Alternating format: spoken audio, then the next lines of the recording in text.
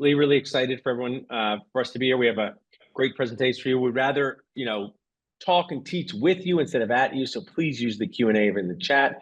We're going to treat and plan your post-residency life to maximize success when paying off debt, deciding on practice ownership, and developing a long-term strategy for success in your career. I always share that's important to plan for success inside the operatory, but also for your life outside the operatory. And one lesson I can impart to you in your career is be prepared to expect the unexpected. Be ready to make decisions and adjust. So let's watch in on this story about a time when I had to make a huge adjustment in my life. And I want to start off with, sometimes one of the worst things that happened to you is one of the best things that happens to someone else. During the pandemic, my wife and I were sitting on the couch, very popular place for us to be during the pandemic. Tons of TV. Sometimes I wonder if my couch misses me from all that time in 2020. So Morgan comes up to us and says, "Hey guys, I need to tell you something."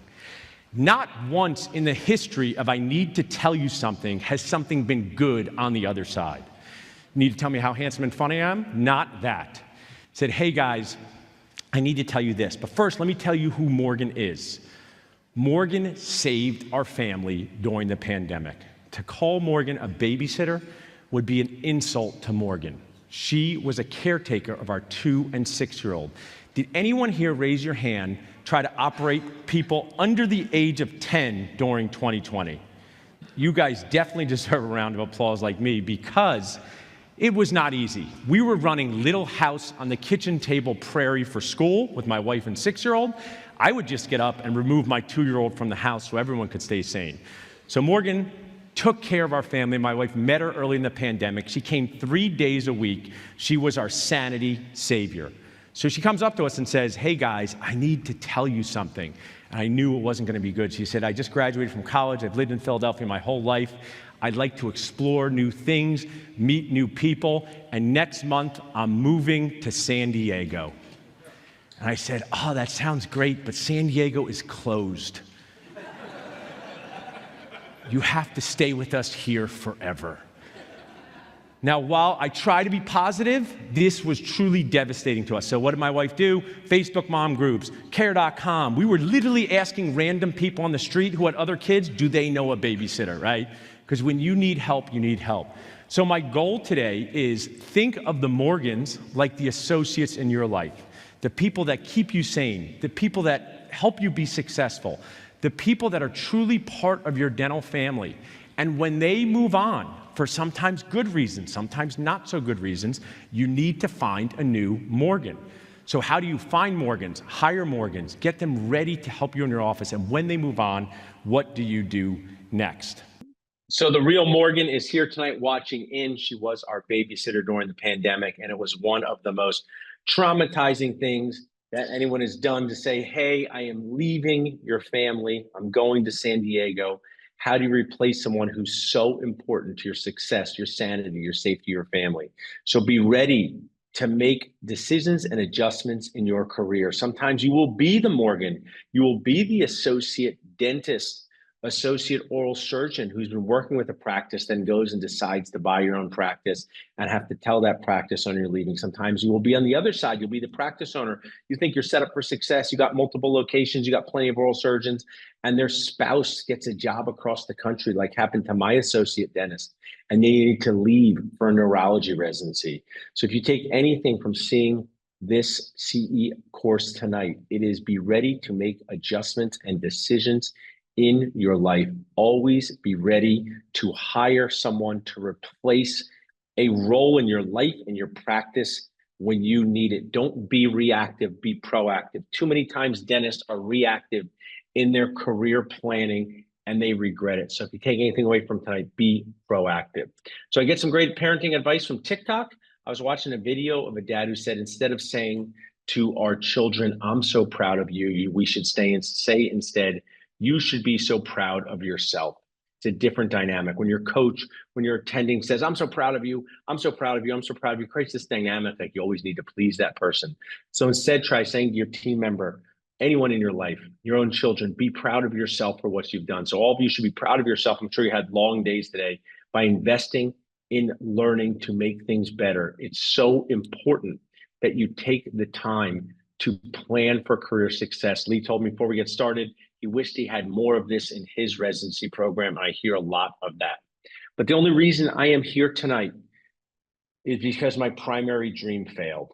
My primary dream was to play professional basketball in the NBA, shoot threes and throw down dunks for the Philadelphia 76ers. And that is me in high school in 1994, shooting an NBA length three. And in 1994, I was finished second in the conference, 43 threes in 16 games. Now, what do you think of when I say that? Do you think, like, hey, that guy used to be good at basketball? I don't even know if I believe him. If you are an oral surgeon, a dentist of any kind, if you are hiring a new team member, you're going to have to prove that you know what you're doing. And sometimes it doesn't look to the patient, to the team member, like you're old enough to know what you're doing, like you've done this long enough. Might be when you go and present yourself for a job. So one of the most powerful things that you can do is to create videos showcasing your awesomeness. Now, I'd all like to play a game. You guys voted in the poll. I have my one-of-a-kind championship Philadelphia Eagles Super Bowl sweatshirt on. Hope you guys still like me after me saying that. But I just want to ask you one simple thing. I'm 47 years old. What is your level of confidence in me that I can go out onto a court right now and knock down an NBA length three with ease, with ease? 10 means you think I can do it, no problem. 1 means thinks, no way, that guy, it's 30 years since he was able to do that. 5 means you think I'm in the middle. So just put in the chat, what is your level of confidence in my ability to knock down an NBA length three? Oh, I got my buddy Brendan here too. Good. We got 8. Someone said 8. Thanks. So just think of whatever number it is. Just put in the chat. Won't hurt my feelings. 4, 6. Someone said 2. So when you look through this chat, everyone, and do everything to everyone so they see it. I've gotten everything from a 2 to a 10, a 5, and that just shows you that people all think different. Our patients think different. Don't expect them to have confidence in your ability to place implants or take out wisdom teeth. Don't expect parents to just be naturally confident that you can do what you do. So if you have the opportunity, showcase your awesomeness to make this number higher. So all I want you guys to do is tell me after watching this video, what is your number now?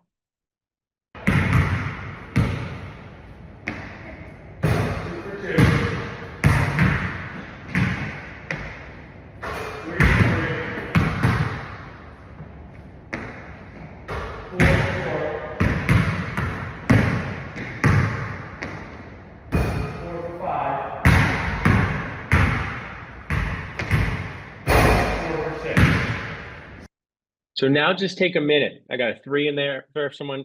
What is your number now?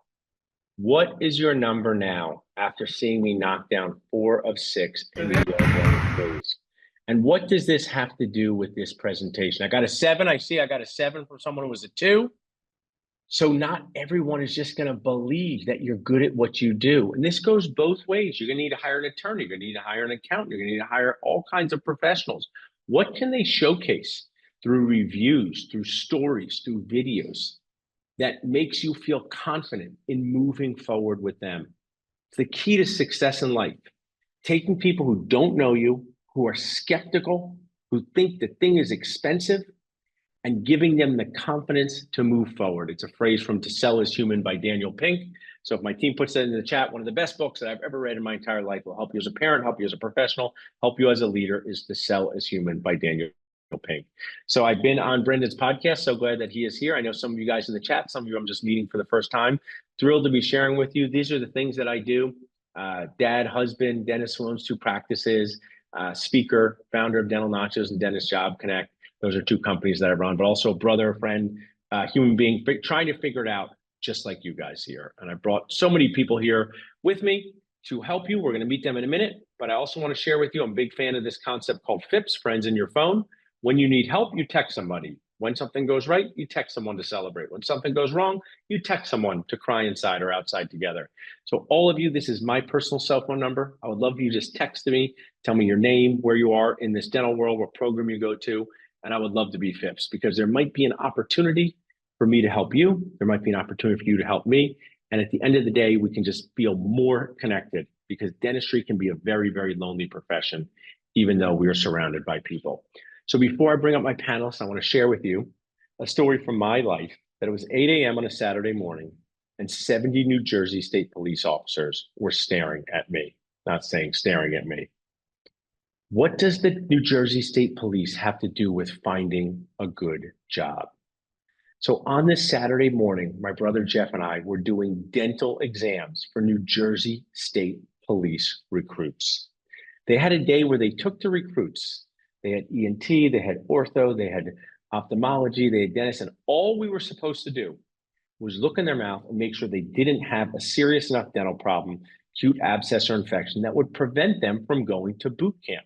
So I asked a lot of questions. I tend to be friendly. So I was asking some of the New Jersey State Police, I was like, what is the purpose of this day? And they said years ago, they would take, let's say as an example, 60 New Jersey State Police 60 New Jersey State Police recruits for 60 spots. And they would send them to the 8-week boot camp. And recruits would drop out because boot camp was too hard. So they'd be left with 8 open spots, 10 open spots, 5 open spots, and they'd have a big problem. So how did they solve this problem?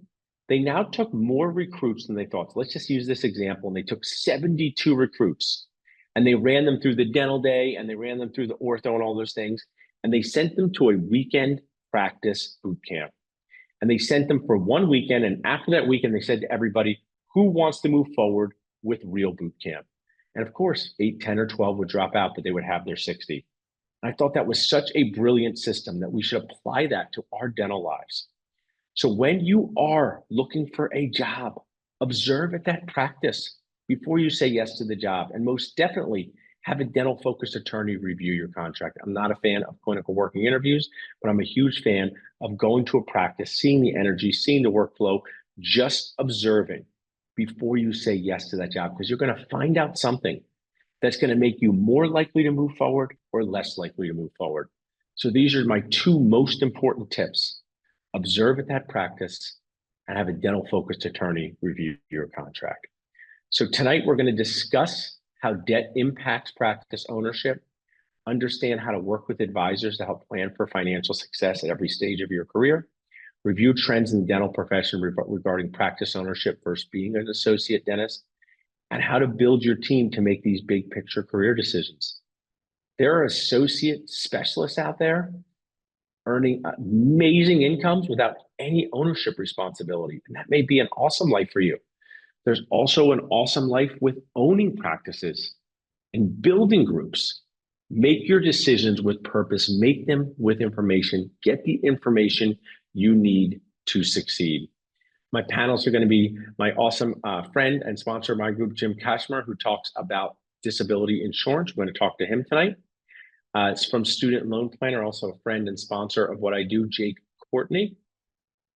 Dental focused attorney, Chris Wagner. I do the podcast, The Dental Amigos. If anyone wants to listen to my podcast with the attorney Chris works with, Rob Montgomery, the owner of that firm. We do the Dental Amigos. And Sam Lott, who talks about all things accounting, EBITDA, how to make those decisions in your career with numbers, with the right information when it comes to being able to deal with the debt, being able to build the practice of your dreams, being able to plan your financial future. So I'm going to bring Jim up to talk with us. I also want to share, it's so much more fun when we're not talking at you, we're talking with you. So please feel free to share questions. My team can highlight when a question comes in the chat. So Jim, before we get to your questions, just tell this audience of oral surgery residents what you do in your daily life to help dentists. Well, if you count 2 of the past 3 days, I go to Red Sox games. I did go Saturday with my kids, the first time they've ever been to Fenway. It was fun. And then I went today with some dental friends. But in my real work life, I help protect dentists and dental specialists and dental residents and dental students with disability insurance. And I know since it's a sports theme day, who was your favorite college basketball player and where is he from?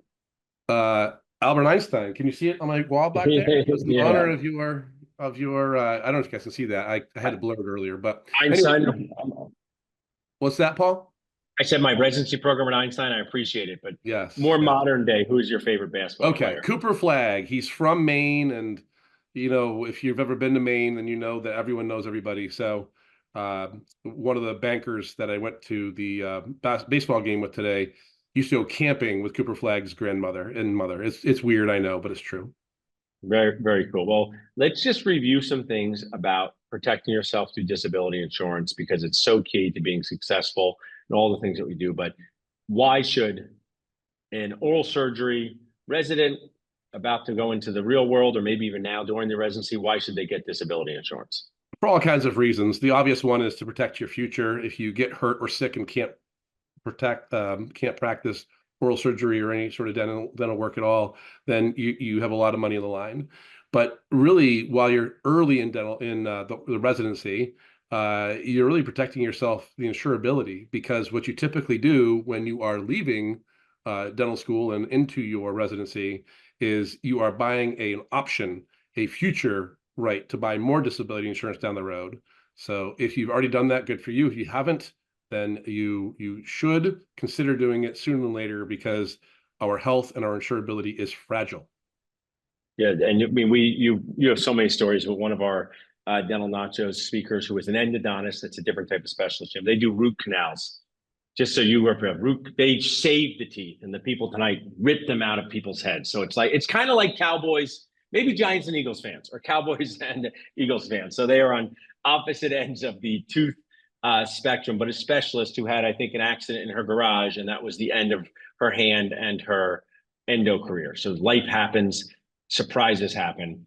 For practice owners, what is a business overhead expense? So when you first are graduating from dental school and in the residency and graduating from your residency, you buy individual coverage to protect your own income into the future, typically pays to age 65 or some retirement age, and it protects your actual personal income. Once you own a practice, either with partners, typically that's a very common route people take, route or route, depending on part of the country you're from, that people take when they are owning a oral surgery practice. But if you go down for the count, what happens to that production? What happens to the expenses that production represents? In particular, it pays for things like payroll and bank loans and mortgages and utilities. And it can be a very large number, 40, 50, 60, $70,000 a month that you represent to your practice, to your partners. So that type of insurance, something that you'll want to consider down the road. Yep. So important because taking care of helps you take care of your team too along the way, I would assume. Is that a right way to look at this? Exactly. The payroll is your team. And this is what I tell people. When you buy overhead disability insurance, don't hide your light under a bushel. Tell your team it's good for morale. And this is a little, I won't say story, but it's a little consideration. The bad thing happens on the weekend. You fall off the ladder, you are skateboarding and you fall off the skateboard. You are now in the hospital, and the text messages and the phone calls and everything, the messages go out to your team, and they're wondering, is Dr. So-and-so, Dr. Goodman, going to be okay? But their second thought is, am I going to be okay? What's happening to my job? Can I go in Monday and will I have a paycheck for the next several weeks, months, etc.? And this really helps show that you care about them as well as the practice itself and your own future. So key. Run us through about age you're covered and kind of what this non-cancelable, guarantee renewable. Can they change my policy? Tell us about that. Sure. So when you buy your first policy, you don't quite do it day one, D1, but let's say D4 year or early residency, it protects you from that moment that you first buy that policy all the way until the end of your career, maybe age 65, 67, 70. Those are options you have. That's one thing that I think we do well is we educate you on your options and interactively help you make decisions on which plan is best for you. Our goal is to help you be world-class savers and not need the insurance for the entirety of your career. So we certainly have people that will cancel the policies or be able to maybe at age 55 or 60 be ready to retire, but then they also no longer need that coverage. But a good solid retirement age is when you want the coverage to last through Gotcha. for individual coverage. The overhead expense policies usually go for about a year. And if you've been in residency, you probably had someone come by and buy you pizza and or bagels or something. And we talk about this very important topic, very important term, non-cancelable and guaranteed renewable. It means that three things in plain English. You can never have your policy canceled except for non-payment. If you don't pay the insurance company, they're probably not going to keep your policy going very long. They also cannot change the payments or the how much you pay for those policies, called the premium. And they also cannot change the words in your policy, which sounds weird, but there are policies out there that they can change those things and they can cancel you, and you don't want those if you can help it. So that's why I like to educate people and talk about these options. Awesome. And before we do our next segment and pass the baton, let's just do a couple rapid fire ones here. How much is the typical policy for a healthy person? Well, it depends on how much coverage you buy, but let's say $200 plus or minus per month. Sure. Gotcha. Does disability insurance cover all jobs? What does own occupation mean? Does cover, I'll say, all jobs. Own occupation is super important, especially for an oral surgeon, because you can't do the work of an oral surgeon, but you can do something else, like become a Facebook influencer like Dr. Paul Goodman, or teach at a school, or do something non-dental related. You can collect both your new salary and the insurance company pays you all the way through age 65 or 67 or 70, tax-free, and hopefully with inflation protection. But that's another conversation. Thanks, Jim. And when do you start receiving payment from the policy, and how long do the payments last, and exclusions and riders? Okay, so you start getting paid. You have a choice when you buy your policy. Again, this is how the design part of our conversation goes.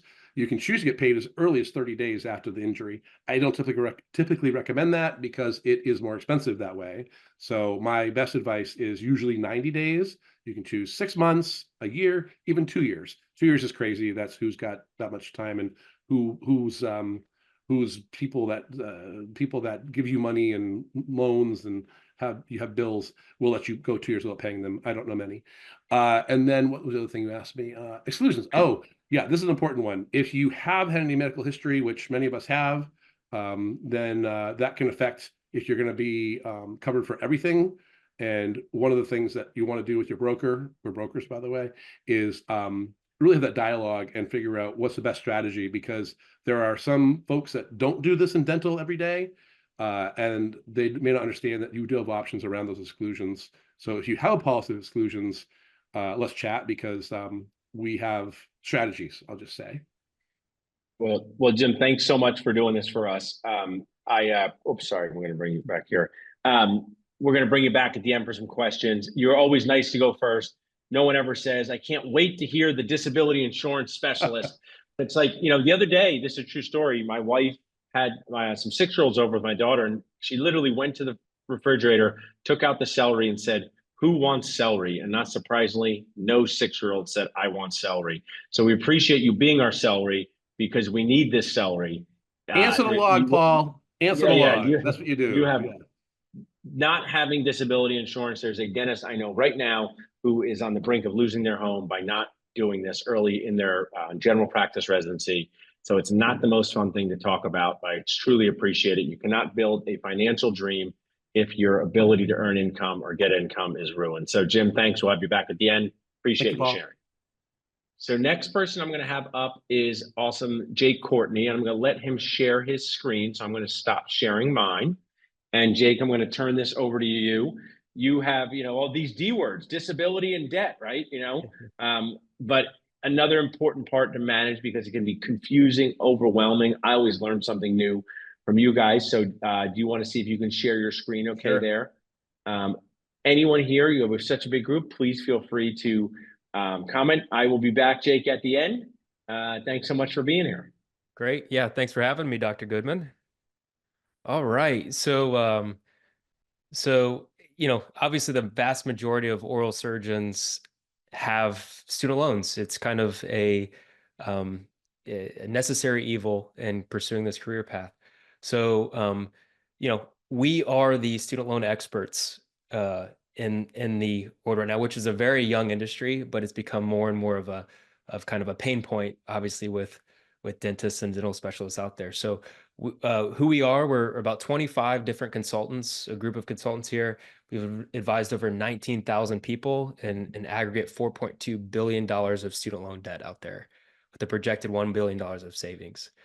You will not find a group of professionals that have their ear closer to the ground when it comes to student loan news, which recently, especially over the past 3 years, there's been no shortage of news out there with all the different administrations in place. And so our advice is rapidly changing with every headline that comes out from our new administration here. So, but just wanted to kind of give a high level education about student loans, especially federal student loans out there. And so a general rule to how to treat your student loans is that if your student loan balance is less than your income, chances are you're going to end up paying these off over time. And so what that means is that if you're on an income driven repayment plan, which we'll get to here in a minute, your income is going to be high enough to where you end up paying these off before you reach a forgiveness milestone. And fortunately, or maybe unfortunately for student loan purposes, oral surgeons are our highest income dental specialists out there. So the likelihood of you being in category 1 is very minimal, at least based on our experience with oral surgeons, which is a great problem to have when it comes to student loans. And so we have category 2 here, where it's a balance between 1 and 2 times of your annual income, and it depends on how close you are to your forgiveness timeline. And then number 3 would be if your balance is greater than 2 times your annual income, you definitely would want to be passive because you can reach a forgiveness milestone. Now, when we talk about annual income, what we're really talking about is your latest filed tax return. And if you're a resident, your income most likely is going to be extremely low compared to your future income.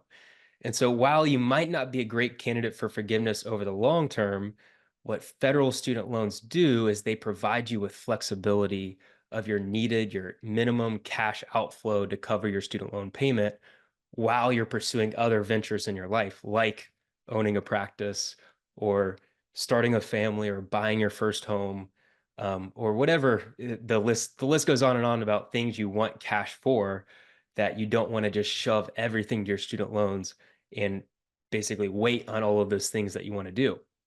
Right. So I think that's the key of my presentation today as well. Oral surgeons are in a very good financial situation long term with a high income. Even from the most expensive dental schools and residency programs out there, chances are the income is going to surpass that balance.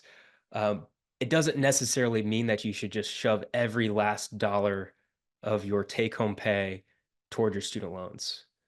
So, and when we're talking about income, what we're specifically talking about is what's called your adjusted gross income on your tax return. So when you're thinking about maybe a practice owner situation, we're talking about what actually your paper profit tends to be that bleeds into your personal return there.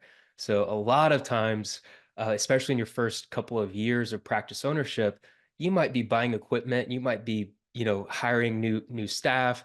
There could be a lot of things that you have to do in your practice that actually lower your adjusted gross income and thus lower your student loan payment that's required based off of your income-driven repayment plan out there.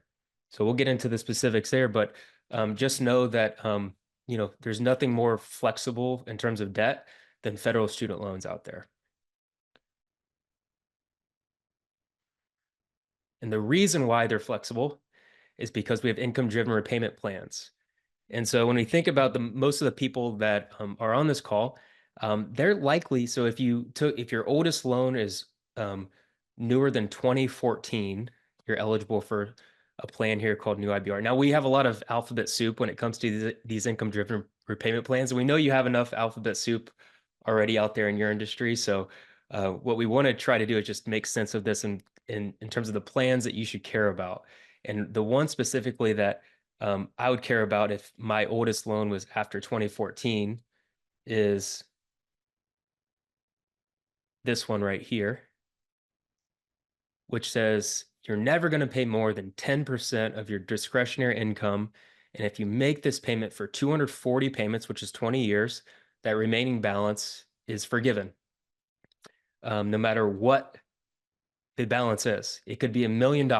So maybe your payment's $1 for 20 years and your balance continues to accrue interest and then the rest is forgiven. Now, I doubt your payment's going to be $1 as an oral surgeon, but you get the idea here. So,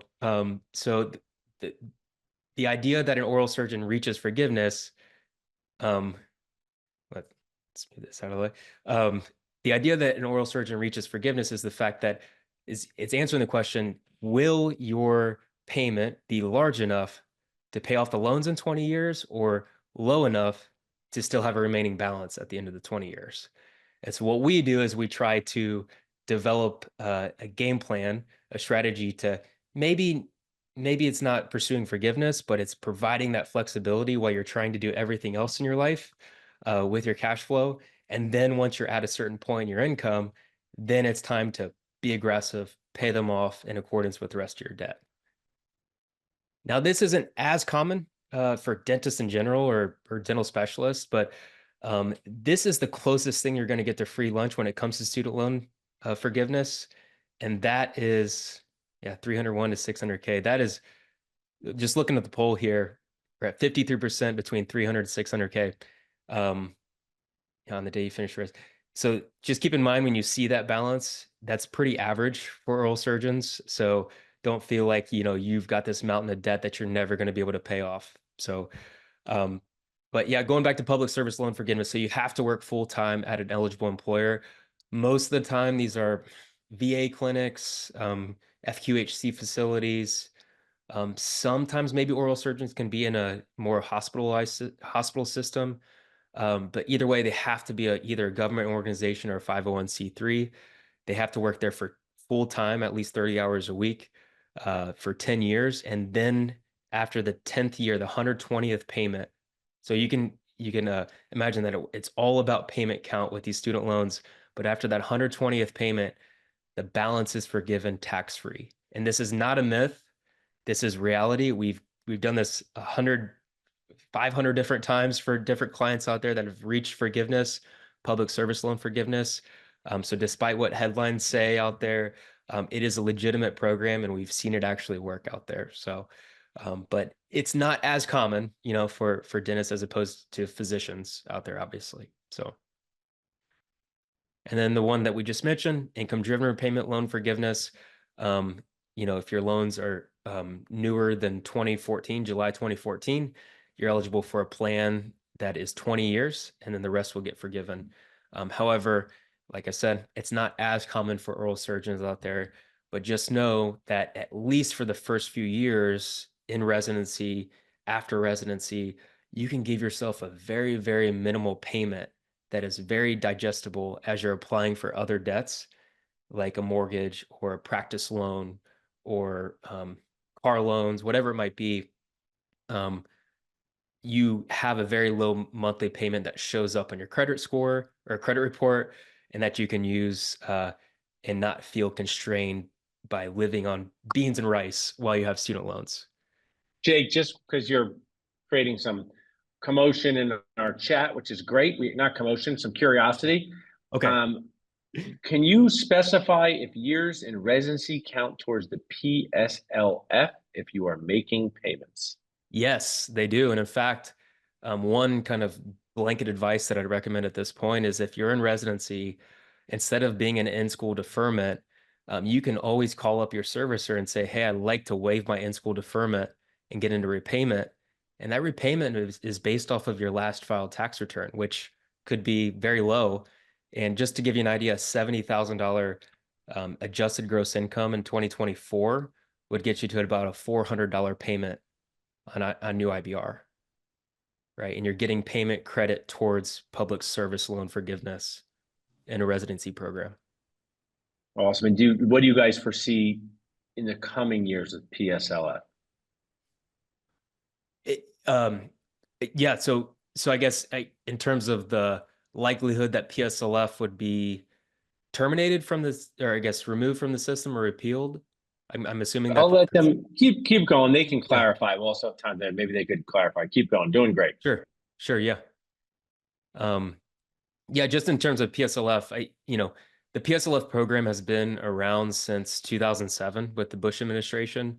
It's been through multiple different administrations out there. And then the fact is, it's going to require a 60% vote in Congress to change anything about it. It's written into statute. And so we've had 60% majorities in Congress. I think in 2012 with the Obama administration, I think we had a 60% vote in Congress or majority in Congress. So it could definitely happen to where PSLF in general could be tweaked. I think right now the kind of unknown is eligible employers, 501c3. This new administration is basically threatening that some 501c3s out there could lose their 501c3 status or lose their status as an eligible employer that qualifies for PSLF. So that's the only thing that we've heard that's in jeopardy, but there's been no specifics about it at this point. Yeah, so just in terms of your specific situation, oral surgeons, really even if you're going to pay off your loans, like you're still never going to find a better deal than PSLF forgiveness, because if you just take your loan balance and let's say it's $500,000 to pay off your loans in 10 years, your payment would have to be about $5,500 a month to be able to do that over 10 years. And, you're likely to, if you're including residency years as well, that you're already 3 years into it typically. So you've only got 7 years left. And so you can imagine that there's no better deal than PSLF forgiveness out there. So just in general, PSLF is the best deal in town. So, but at the end of the day, don't sacrifice your work-life balance. Maybe you have a private practice out there that you can be an associate of, or you maybe acquire a private practice and you're going to earn twice as much income from, then obviously, that's going to be a way better deal long-term, ignoring the student loans. So, and then the second point here is kind of already harped on this, but even if your projected income in the future will be greater than your loan balance, save cash flow now by applying for an IDR plan with your residency income, so you don't have to, as you're trying to, acquire practices or maybe partner in no practice or just like literally live in a high cost of living area. You don't have to make this huge student loan payment on a standard repayment program or refinance your loans and pay them off in 10 years. You don't need to sacrifice everything in your life just to get rid of these student loans. So you can do these things in tandem here. So, and then if you've been paying since 2019, we've got COVID forbearance that's been in place for 42 months. And then you've got residency income that could count as well. So you might already be 5 or 6 years into the repayment journey. And we would do the job of tabulating exactly how close you are to the forgiveness timeline there.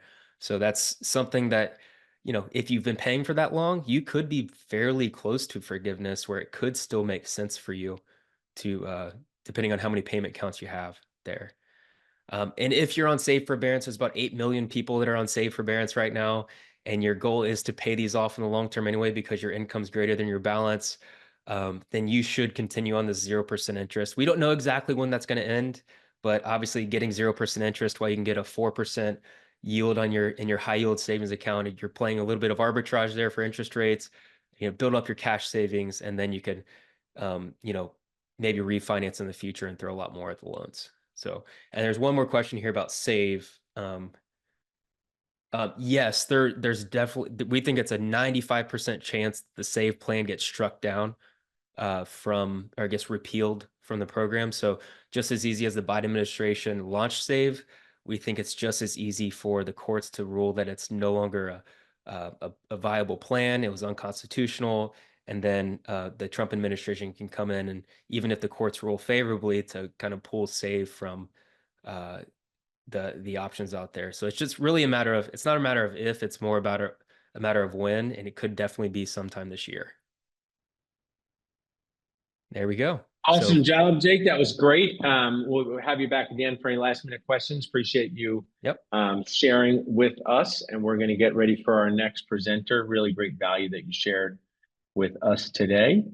And The next person I'm going to ask to share their screen is Chris Wagner from your dental lawyer. Chris, you can start there. Perfect.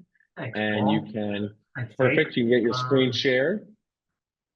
We'll have some Q&A at the end, guys. I'll stop you, Chris, if it's pertinent. If not, we'll just wait till our Q&A at the end. But thanks for being here and sharing with the group. Thanks for having me, guys. Welcome, everybody. Just wanted to talk to you a little bit about our firm. We are specialized in dental representation. And just to give you a quick little snippet of some of the things that we focus on. We focus on all types of real estate acquisitions, sales, and leasing related to dental practices.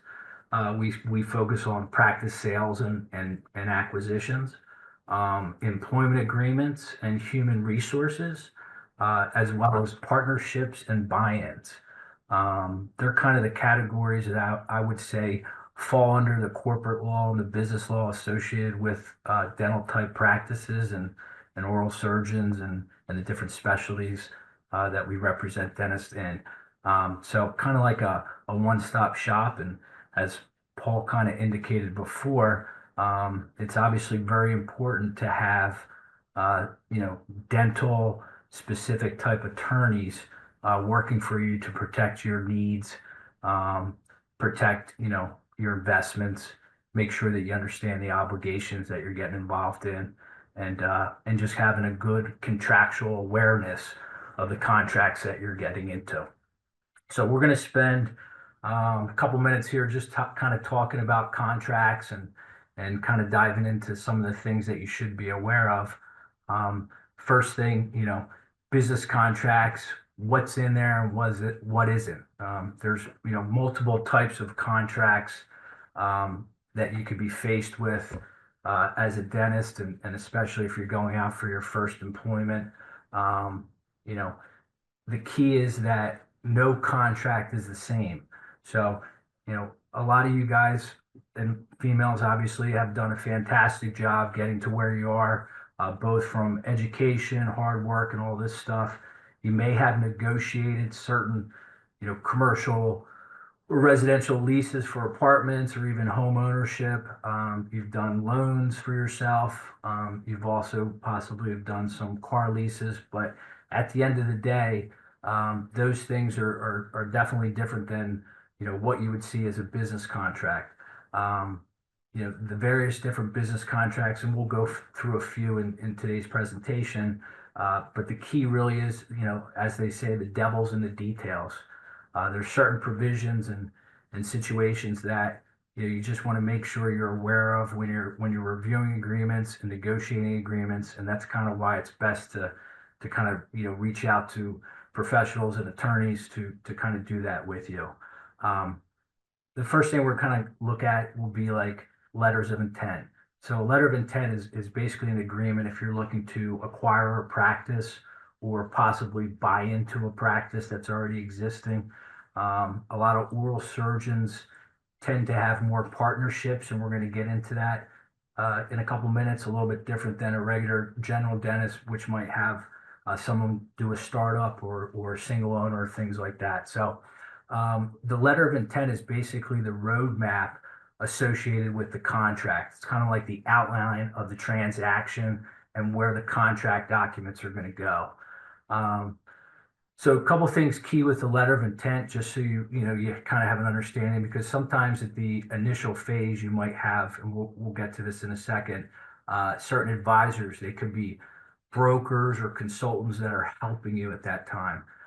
Sometimes they'll indicate that a letter of intent is not a binding contract, which it shouldn't be, except for one term, which is exclusivity. But the reality is, if there's certain things left out of the letter of intent, which is again the beginning initial stage of the actual transaction discussion between the buyers and the sellers, sometimes it's tough to kind of go back to that position after the fact and get those terms in. So a letter of intent is pretty important. It should be non-binding, which means you're not bound to anything except for one important provision from a buyer standpoint, and that's exclusivity. So exclusivity is basically a concept that once you start negotiating with the potential seller, if this was an acquisition, you would want to make sure that seller is not going out and shopping, the transaction to somebody else. During that, 30, 60, 90-day exclusivity period, the important thing is you're going to be spending money on attorneys, accountants, other consultants. So you want to make sure that during that process, as the agreements are being drafted with this letter of intent, that the other side is bound to exclusivity. So, just from a basic premise, letters of intent are non-binding. However, you should have an exclusivity provision that is a contractual binding term in the document. And you should also have some of the terms that you would be interested in with an acquisition. Sometimes that could be whether there's a desire to have any continued employment with the seller, or in the instance of a buy-in, some of the terms that you might have in an operating agreement. Specifics like that, certain leases, commercial leases that might be needed to be able to carry out the transaction. So letters of intent, kind of the takeaway, again, binding for exclusivity, non-binding for the rest of the terms, but you should try to negotiate them and kind of have counsel involved, at least to review the last product before you enter into or sign the letter of intent. The next step we're going to talk about is practice acquisition agreements. And, there's various types. Typically an asset purchase agreement is one of the ways you would acquire a practice. And again, the asset purchase agreement is anywhere between a 50 and a 25-page document. There's multiple provisions inside the APA. That's the term used for an asset purchase agreement. And, as a buyer, and eventually possibly as a seller, there's very important provisions that you kind of have to be aware of. One of the big things inside any asset purchase agreement is understanding what you're buying and what you're not. So in a lot of agreements, you're going to have the assets that are being purchased, and then you're going to have the assets that are being excluded. In addition to that, you're going to have a whole section that's dedicated to the representations and warranties. So whenever you buy anything, you want to make sure what you're buying is what that expectation is that you're buying. It's a business that has the assets it has the available equipment, things like that. Everything's free and clear. There's no liens applied to those assets, and they're kind of some of the provisions you're going to want to have in there. Also, in an asset purchase agreement, you're going to have restrictive covenants. Anytime you buy a practice acquisition from a seller, one of the key things is that you're going to want to make sure that seller, for the most part, cannot compete against you, obviously, and cannot solicit, the active patients from the practice or any of the employees. A lot of sellers are usually retiring and they're going out into the sunset, so it's not a big issue.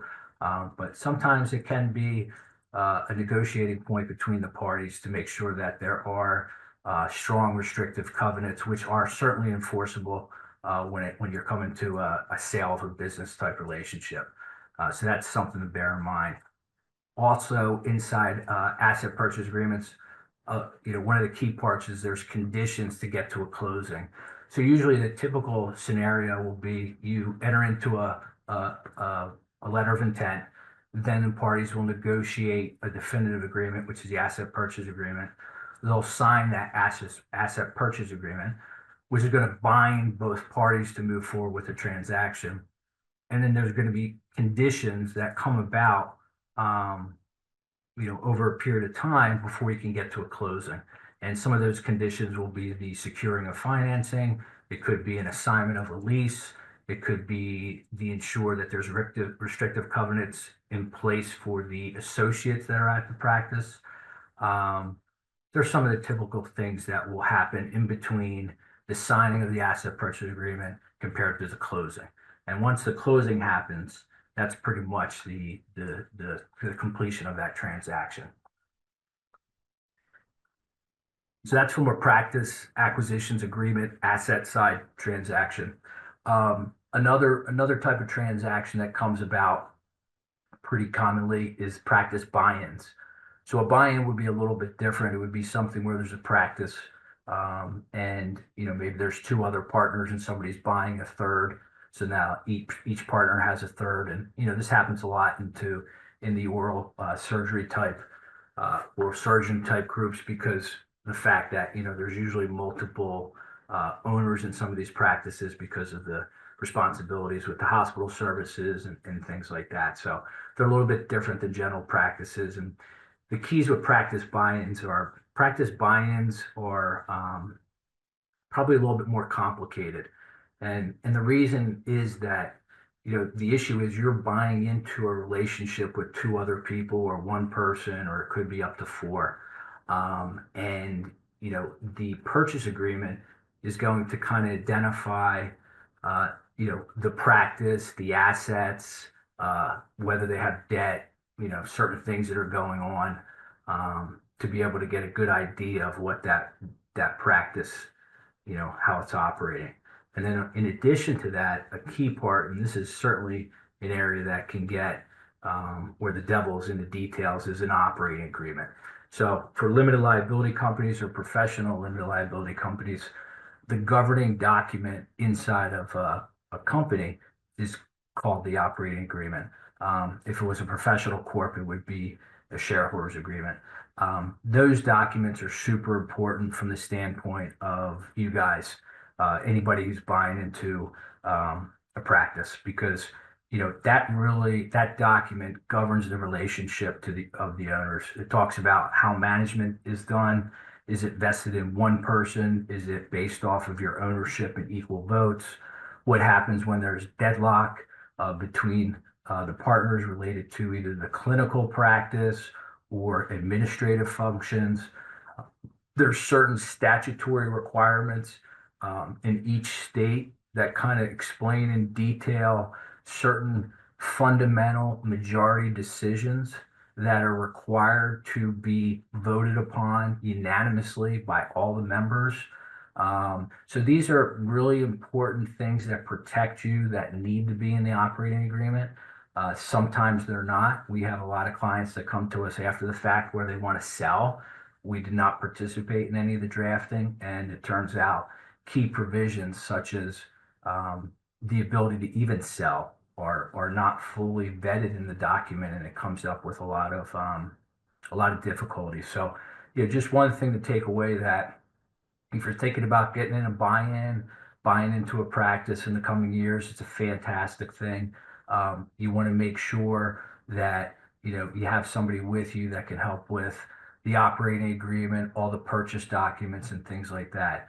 I know Sam's going to talk about cash flow, things like that, but obviously, having the cash flow analysis, even at the early stage of a letter of intent, obviously, is very important, just to make sure that, just the things that kind of Jake was going through, that whatever the cash flow in the business is obviously going to be able to sustain whatever your debt services requirements will be on any financing that you're going to need to buy in. So all those things kind of coupled together obviously are very important. We're gonna touch on the fact that having a good team with you is pretty important.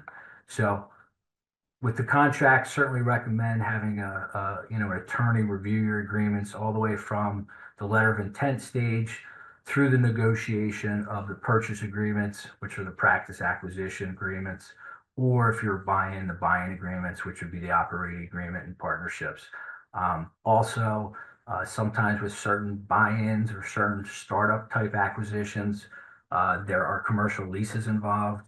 Every commercial lease is different. If you're negotiating with a single owner building compared to a landlord that's a strip mall, different nuances, different details, things that you have to be aware of. You want to make sure you have proper assignment clauses, so that if you want to sell the practice at a certain point, you can't have a landlord kind of put a block to that.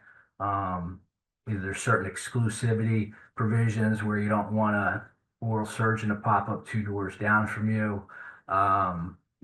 Things like that you want to be aware of, that, the advisors that you look to can kind of help you get in the right position to make sure you're protected.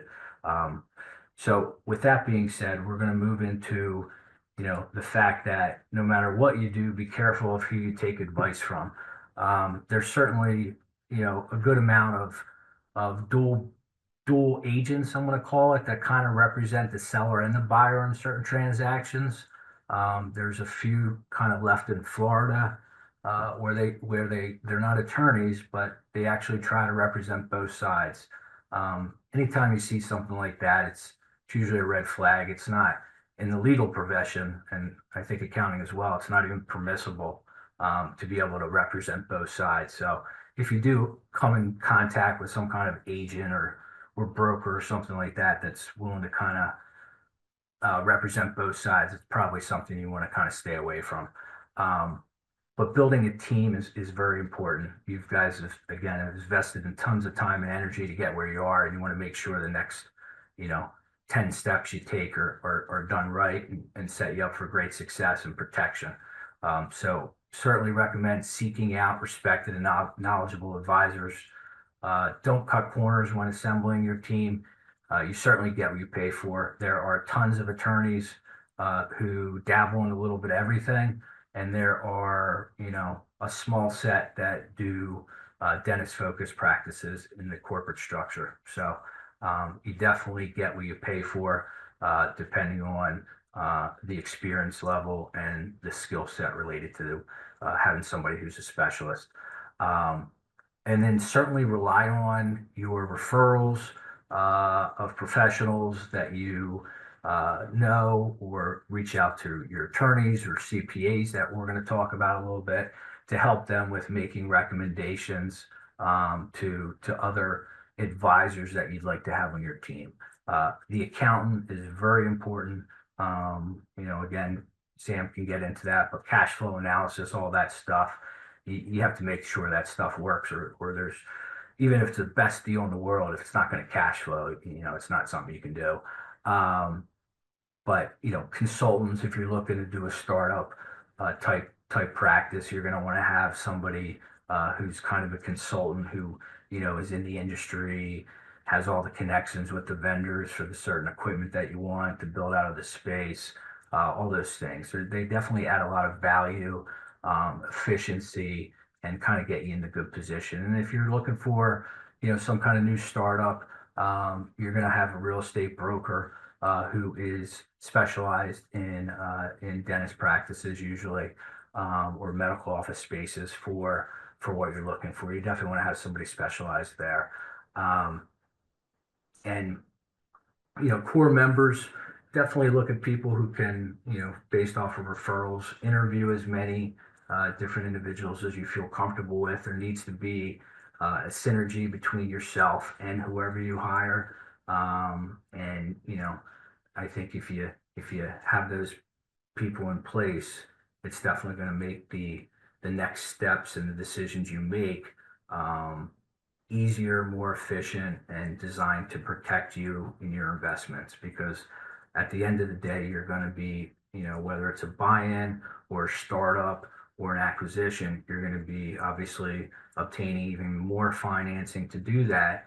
And you want to make sure you have the right group and behind you, the team, to be able to go out there and get the best services in those areas. All those areas are distinct. They're different separate spaces. So you want to make sure you kind of can tap into the experience of each of them while you go out and do your acquisitions or setups and startups as you're. I think that's it, Paul. If you want to slide in here. Perfect. Awesome. We'll have a short Q&A at the end. Thanks for sharing from the dental focused attorney world. You can stop sharing. I'm going to bring up, we saved our finale for our most sought after panels because she talks about money, one of people's favorite topics. So Sam Lott from Duckett Lad can join me. And thanks, Sam, for being here. You can share your screen when you would like. And you're muted too. Thanks for being polite, but you can unmute yourself as well. So you guys are really learning from all aspects of this advisory world. I'm enjoying, I've seen these amazing people before, and people from their team always learn something new or reinforce something that's important. So, Sam, I appreciate it. I see your presentation. You're welcome. Okay, hi, I am Samantha Lott. I am with Duckett Ladd. We are a dental specific CPA firm. We work with dentists and specialists in all phases of their dentisting journey, whether that's planning, preparation, and projections. So I'm just going to give you a little treatment plan for financial success, kind of as you go. So where to begin? Some financial priorities after residency will be starting with your financial order of operations. This is going to be an emergency fund. You're going to want to have a debt strategy. And if it's in the cards, you're going to want to plan for ownership. So with this, you're going to want to aim for 3 or 6 months of essential expenses. I like to stash. My husband makes fun of me because I stash money everywhere, but there are a lot of high yield savings accounts out there. So you can put money aside and it can work for you. You're going to be probably making money pretty quickly post residency. You're also going to be potentially moving, starting a new job, or making plans to purchase a practice. So having some cash set aside is going to help really avoid any high interest credit cards or things like that in an emergency type situation. And not all debt is created equally. So you're going to want to prioritize strategically. Do you want a aggressive loan payoff, or do you want to start investing in your practice equity or retirement accounts? If ownership is the path that you want to take, you're going to start asking some questions like, do I want to start a practice? Do I want to build something from the ground up? Or are you going to want to acquire an existing practice? What is kind of the timeline for ownership? No matter what path you take, ownership, non-ownership, the key is really going to be intentional planning. The next thing is really going to be living below your means. The importance of this is it's not about how much you make, it's going to be how much you keep, right? So I would recommend avoiding the whole keeping up with the Joneses immediately. You're going to see people out there like your mentors that have all the toys, all the things, the house. There's no reason to really go out and buy the house, buy the car, buy the boat, buy the things immediately. You're going to want to think of your dollars as soldiers. Okay. How are you going to make each one of them work for you? And you're really going to want to build financial habits that are going to scale with your career, going to grow with you over time. You're getting ready to be handed a big ass paycheck, right? When you graduate. I hope I can say that. So you're really going to want to plan kind of what's your attack. I would recommend immediately building a foundation for your entire career and start allocating X amount to savings, X amount to debt, X amount to kind of like lifestyle, discretionary type spending. You're going to want to keep all of your fixed expenses, the payments that don't change each month, low. You want to practice kind of tracking your cash and setting goals and managing your money and finding advisors that are going to understand dental, not just general finance, because this is an opportunity to build wealth, not just kind of consume more as you start earning more. The next thing to kind of think about is, do you want to be an owner or do you want to stay an associate? There are reasons and pros and cons for each avenue, and it's different for each person. But some income differences may be, let's say, just on average numbers, associate income is going to be $400,000 a year, depending on region and depending on your production. Owner income, you could probably go to $500,000, $1 million, depending on the practice performance, how you control your overhead, and how well you manage it. I would kind of think of it as an associate is really going to earn a paycheck and an owner is going to build a machine that pays them. Some advantages are equity, tax advantages, and long-term wealth. Equity is just you're building an asset, right? It's going to continue to work for you. When you sell your asset at the end of your ownership journey, that can often be a 7-figure event. There are different tax advantages to being an owner. And then there's the long-term wealth aspect, and that's going to be your practice value. You're going to potentially be owning a building or owning some real estate, and then the ability to scale. A lot of time I see my clients, once they get it down the first time, they're able to copy and paste for another practice. And then when does ownership make sense and when does it not? So you don't want to buy a practice just to buy a practice. You're going to want to be strategic. So you're going to want to think long term, like where do you want to be location wise? Are you ready for the leadership and business responsibility of managing people? Do you have the ability to manage your reputation? Because that's important. People want to do business with people they like that are doing good out in the community. And you want to have a team in place that's going to help you plan all this intelligently and not kind of reactionary. When does it not make sense to buy? You plan to move. You only want to be where you're at for 1 or 2 years. Maybe you're in a saturated market, or you have zero interest in managing people or running a business because it takes a lot of grit and determination, and it's not always fun. It causes a lot of burnout, really, managing people. That's probably the number one thing I hear dentists complain about in their practice ownership journey. And then maybe you're just not financially ready to own a practice yet, and that's okay. So building a foundation for practice ownership, what are lenders going to look for? What exactly is financial readiness? And then how can a CPA help navigate those numbers?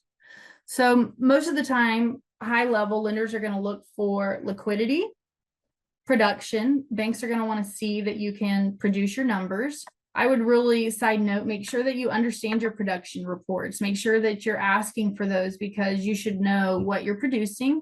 And then a credit score.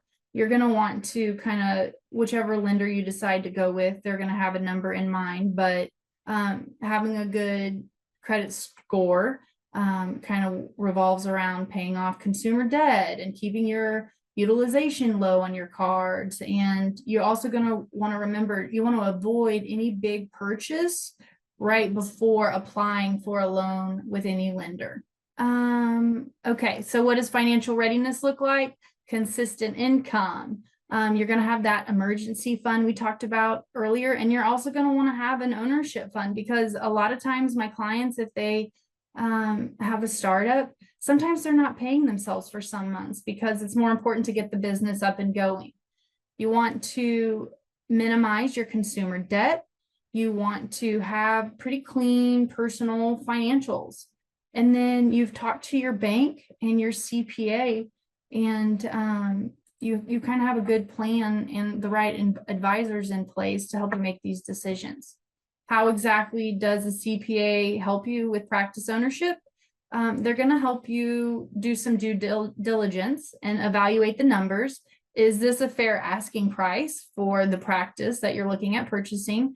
They're going to help you do some cash flow projections. And then they're also going to work with your attorney, but they're going to help give you advice on entity structure and any tax strategy or tax implications on the structure type. Okay, another super important thing is who are you going to have on your team? Are you going to collaborate with others? Because you don't want to do this alone, right? You're going to have an all-star team. They're all going to coordinate. And then how does a strong team help you? So I would assume on Paul's all-star team helping him make those 3-point shots he talked about earlier, he's going to have a CPA, right? And that's just not tax prep. That is a business strategy partner. You should, there's a lot of people that say that a CPA should be on your top 3 calls after any sort of major decision. You're going to want an attorney because they're going to help you look at the contracts, entity structures, liability protection, any sort of real estate and lease negotiations. You're going to want a financial advisor. They are going to help with the long-term wealth building, student loan strategy, any sort of investment planning. And then you're going to want an insurance pro. This is going to be malpractice, life, disability, business overhead insurance, because this is really what's going to protect your income and your ability to practice. And I really liked what Kashmar said earlier about this is a way to protect your team, right? This is huge because the people that work for you, they're really going to help make or break you. So you want to make sure that they're protected too. So how is coordination involved here? These teams, these all-star players that I talked about, they're not going to work in silos. It's going to make work much better when they're all working together for your benefit. The magic is really going to happen when these people are working and talking together, not to just you. So for an example, if your CPA and financial advisors coordinate, they can help minimize taxes and maximize your investment strategy. If your attorney and your CPA are working together, they're going to structure your practice in a tax smart way. And a coordinated team is going to help really like prevent any blind spots kind of in your world and what you have going on. So you shouldn't be the only person trying to connect the dots with all this business stuff. You should have a team that's really helping you do that. And a pro tip would be there are tons of advisors out there in all these categories that are dental specific. General advisors are really going to miss a nuance like income guarantees for an associate buy-in, like Chris was talking about earlier. And then some common how strong advisor teams help, right? So this is going to avoid bad contracts, save in taxes through proactive planning. You're going to get better financing terms with lenders because you're prepped properly. This is going to prevent being underinsured or overpaying for coverages. And then this is really going to help you grow kind of your net worth alongside with your practice value. So next slide. Okay. Common mistakes. Some mistakes that I've seen made in the first 5 years. Now that you're really making the big bucks, here's some things to avoid. Overspending, right? You want to watch out for that whole lifestyle creep, keeping up with the Joneses, like I was talking about earlier. New cars, new house, new toys. It's perfectly fine to reward yourself for all your hard work, all these years of school, but maybe just not do it all at once. Another mistake is a lot of times people are caught off guard with taxes. And unfortunately, if you make a ton of money and you're doing really well, you're going to have to pay taxes. You can't really avoid paying taxes. You can get creative, right? And maybe not pay as much, but they're always going to be there. So you can always pay in with withholdings. You got to think about what changes happens whenever you get an earnings bump. Are you going to pay quarterly estimates? You want to work with your CPA on tax payments and tax planning. Just don't be caught off guard because the more you make, the more you pay. Another mistake that I've seen dental students make or practice owners make is going solo on a lot of major financial decisions. I don't know if you guys have really been taking a ton of classes on law or accounting or how to read a P&L and balance sheet or how to read some of this financial type stuff, but it's super important to have a team that you can bounce stuff off of and gauge your decisions and just don't run off emotions, because that's when things cost money. So every really big decision needs somebody objective. So that is really all of my presentation. And, awesome job, Sam. We have some time for Q&A. Really appreciate it. You tied it all together. I'm good. You can stop share. Everyone can come put their nice faces back on screen from our panelists. And I know Lee was going to organize, see if there's some Q&As that we didn't get to or anything you wanted to highlight, Lee. The team is here for Awesome. you. So Yeah, I mean, this really- this was phenomenal, guys. I think, genius is in the agency of others, and if you surround yourself with a really good team, you are going to set yourself up for success. And if you don't, and you try to bite off more than you can chew, you're gonna have problems either as an associate or as an owner as you move forward into your career. So having all of these pieces are super critical to your future success. I can't stress that enough. I think everyone did such an amazing job. Each one of these lectures could, be their own hour and a half. I'm sure it's so nuanced and detailed, but you guys did a great summation. And I know I could speak on behalf of the entire Harrigan Society board and say how thrilled we are to have hosted you guys. And it's been a great educational resource.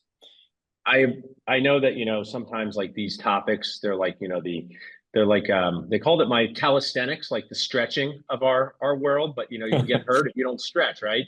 I also want to share maybe I've left so many lectures without the contact information I need. It's not so that these people here, if you'd like them to work with you now, great. If not, that's okay too, but at least take the time to put them in your phone, another friend in your phone. I mean, I put that QR code and the ability to text in to meet Jim Cashmar. You guys can also put your contact information in the chat. There's a joke. It's not my joke, Lee, but it says, when the wrong time to look for a plunger is? When you need a plunger. Okay. So when is the wrong time? While we were talking, I literally got a DM that someone's getting a state board complaint in California. They've never had a state board complaint before.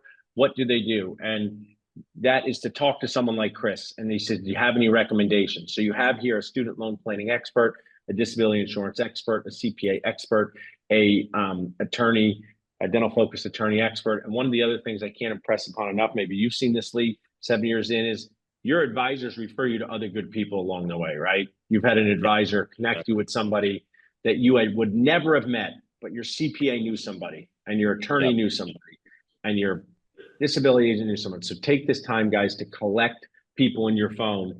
You might not need them today. You may need them tomorrow, and you be more proactive than reactive. So I just want to make sure I put that in the chat there. And also, panelists, please feel free to share your info in the chat. I really appreciate being asked to do this. This is one of my favorite things to do, Lee, is to speak and share. It's fun. It's fun to be in person, but it's also awesome. You can just sit on Zoom on a Monday night, talk to 50 oral surgeons to be and current oral surgeons and share. So I really can't thank you enough for having us here. No, yeah, thanks again, Paul. And just on behalf of the society, in order for this society to continue and flourish and move forward and continue to offer these great types of educational resources, we really do need membership. I know a lot of participants here are planning to stay in the tri-state area. So there will be a follow-up email. If you're planning to graduate soon, please get on the listserv and try to join and become a member of this great society and give back. We'll also be sending you a inquiry for your ADA numbers in case you want your 2CE credits for the event given through Northwell Health. So look out for that. Awesomely. We're going to have a short panelists. We'll have a post-game huddle. You guys can listen to our post-game huddle if you want. But if not, I really appreciate everything, guys. And I saw some people I knew in the chat. Thanks for being Nacho fans and really, really appreciate this.